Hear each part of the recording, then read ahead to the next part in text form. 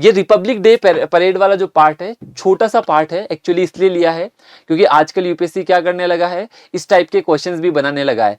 क्या थीम थी Republic day parade की, क्या वुमन का पार्टिसिपेशन देखने को मिला, तो इसकी कुछ हाइलाइट्स मैंने क्वेश्चन के फॉर्म में बना दी है, ताकि रिपब्लिक डे परेड से, जैसे मान लो आपको बोल दिया जाए कि इस साल की रिपब्लिक डे परेड के अंदर मोदी जी ने क्या किया, जो स्वच्छ भारत अभियान के अंदर वुमन वर्कर्स थी उन सभी का पार्टिसिपेशन करवाया, जो गाँव की सरपंच थी तो वाइब्रेंट विलेज वालों का पार्टिसिपेशन करवाया, इसके अंदर ट्राई सर्विस कॉन्टिजेंट के अंदर तीनों सर्विसेज की जो वुमन थी उन्होंने पार्टिसिपेट किया। तो आपको थोड़ा सा आइडिया होना चाहिए कि इसकी थीम क्या थी, थीम भी पता होना चाहिए कि मदर ऑफ डेमोक्रेसी के बारे में बात की गई। तो जस्ट क्वेश्चन की फॉर्म देख लीजिए ताकि ये आपको इजीली टॉपिक कवर हो जाएगा, इससे ज्यादा इसमें कुछ आने की प्रोबेबिलिटी नहीं है। बट हाँ, आप लोगों को कोई स्किप नहीं करना है, आप लोगों को पता होना चाहिए। तो क्वेश्चन के फॉर्म में फटाफट से देख लीजिए। क्वेश्चन में लिखा है कि रिपब्लिक डे परेड के बारे में कुछ स्टेटमेंट्स है। पहला स्टेटमेंट इसकी थीम पर दिया हुआ है।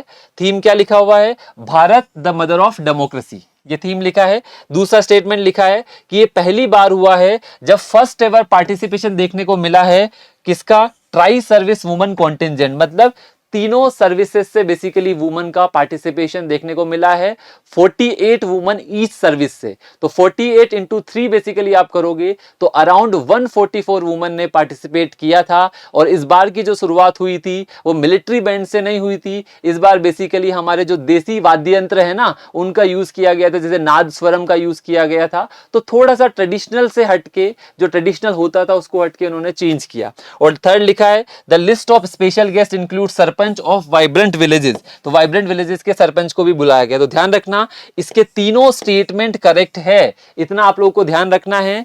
थीम भी बिल्कुल सही है, Bharat the mother of democracy, first ever tri service woman contingent participation भी सही है, और third one basically vibrant villages की वुमन को इनवाइट किया गया था। तो all three are the correct one, ठीक है, जस्ट ध्यान में रखना है। और इसके लिए मैंने आपको लिख भी दिया, जैसे आप लोगों के लिए पूरा बनाया हुआ है कि थीम क्या है, तो थीम पूरा यहां पर मेंशन है, जस्ट एक बार रीड कर लीजिएगा। ऑलरेडी मैंने आप लोगों को डिस्क्राइब कर दिया है, ठीक है।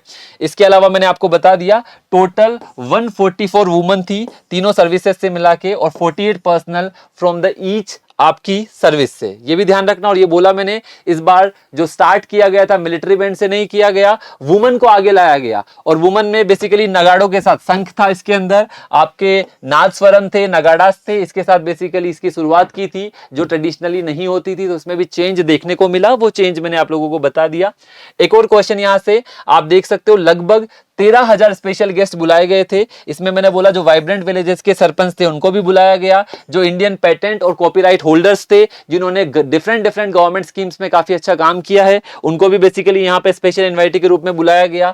वुमन वर्कर्स थी जो स्वच्छ भारत अभियान से, उनको भी यहां पर बुलाया गया। और अलग अलग सेक्टर से, जैसे योगा टीचर्स को बुलाया गया, इसरो की साइंटिस्ट को बुलाया गया, ठीक है, सेंट्रल विस्टा प्रोजेक्ट के वर्कर्स को बुलाया गया, इन सबको भी बेसिकली यहां पर बुलाया गया एज ए स्पेशल इन्वाइटी। तो इट मे बी आस्क्ड, तो आप लोगों को थोड़ा सा आइडिया होना चाहिए, बाकी इसमें जरूरत नहीं है।